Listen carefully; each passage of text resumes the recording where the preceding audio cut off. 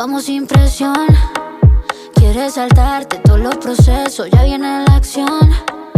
Que tú me pidas y no te sueltes, sube la tentación. Siente la conexión, sin prisa va a llegar. Baby, va rápido, bájale, pa' que esta vuelta se note. Entre mal. Hey guys, what's up everyone? Welcome back again to another video tutorial lesson, another rack analysis video from the Apex Predator Billiards Training Club. My name is ApexElgenio, your aspiring professional pool player and local pool instructor. And in today's video, we're going to be looking at yet another 10-ball table clearance here by Shane Anthony Green, a young talented player here in Jamaica that is actually getting better and better by the day, by the minute, by the hour. Now in this particular 10-ball run out here, just wanted to highlight a few things here. This 10-ball run out was constructed by me making a bad positional play like what you're seeing here. I'm trying to play position for the 2, but I was supposed to go into the rail and try to land in between the 6 and the 2, which is a very small positional zone. It was the only position that I had to fall in to get some sort of shot on the 2, but I accidentally put a bit too much draw on the cue ball, and now I've left myself in a really nasty position. Of course, the rack is not very clear, it's not wide open. Shane will have to do some work, but I'm going to walk you through the thought process of what happened throughout the rack and how Shane was able to execute such a brilliant table run out. So here we go, let's get this rack from the beginning, guys. Alright guys, so of course this table run out was literally constructed by my own downfall here after Shane got down and tried to break. Cue ball lost control there, cue ball scratching in the corner. He has left the 2 ball on the short rail beside the 6, and the 1 ball is at the other end of the table. And a lot of pool players, a lot of young pool players may not know that when you're playing position from one end of the table to the other end, it tends to be a little difficult, especially when the positional zone on the 2 is so small.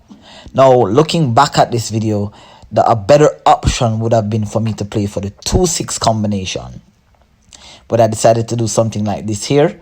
I was literally trying to go into the side rail just above or maybe a little bit below the side pocket there and try to land into that positional zone, but I overrun my cue ball. I almost scratched.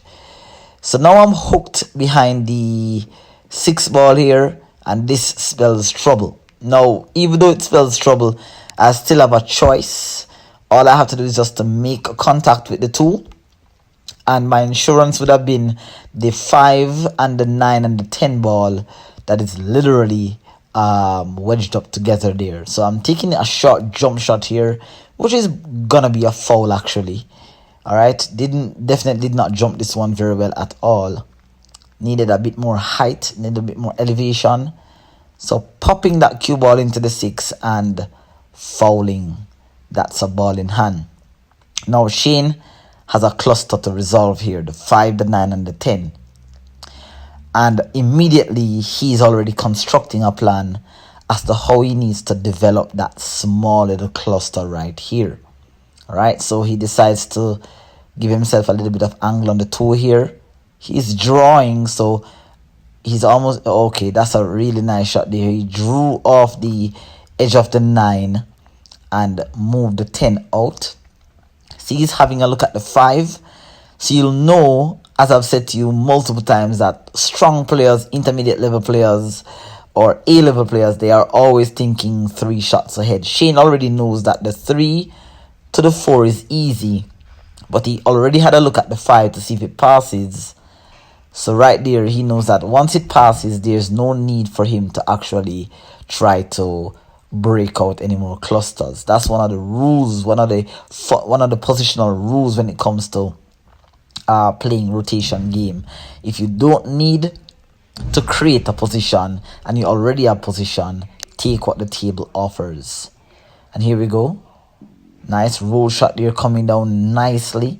And as you can see, he took 2 looked.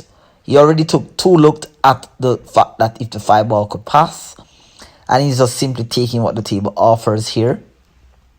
And what I like about his approach, and a lot of the top players, which I'm going to be bringing to you on my channel, a lot of the top players, they always walk around the table looking for multiple options. You're trying to make the game as simple as possible.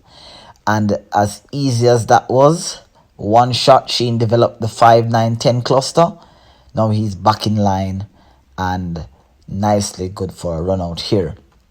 Now he has a little bit of problem here because after potting the 6, he has to give himself an angle. And he used some check side spin there. That was really good, holding a nice angle to get back down here for the 9 ball. Alright, he's just going to draw above the 10.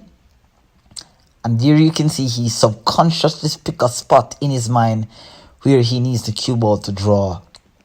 And literally now, he's just looking at the potting angle, and his subconscious ability, hand-eye coordination, will take over. And just drawing this cue ball, maybe with a trace of right spin here, came a little short of his intended target, but he got perfectly in line for the 9 ball. And he's just deciding whether he should perhaps go 2 rails for the side, 1 rail down. Let's see what he decides to do here. He's rather very fancy player at times. Little careless there a little bit, right? But it was a friendly bump onto the 10 there. Nicely done there for Shane. And that was a brilliant run out. Leave your thoughts and comments down in the comment section below, guys.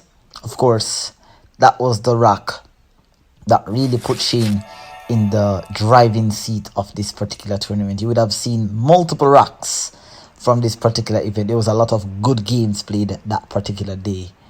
Alright, so that's Leroy Jones coming back onto the table for his turn.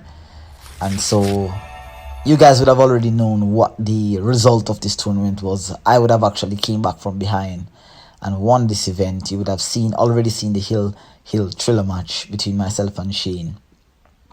But I thought that this rack had something that maybe you guys could take away from it. So that is it, guys. Alright, so do take care, and until next time, do not forget to smash the subscribe button below, turn on your post notification bell, leave a like, leave some comments, follow my social media websites. All the links to my social media are down below. You can follow me on TikTok, where you can see more useful contents. You can follow me on Instagram, and everything is down in the description box below there for you. All right, feel free to make a donation to my PayPal account if you want to support and help the channel to grow a lot better. All right, thank you so much, guys. See you next time in another tutorial video. Bye bye.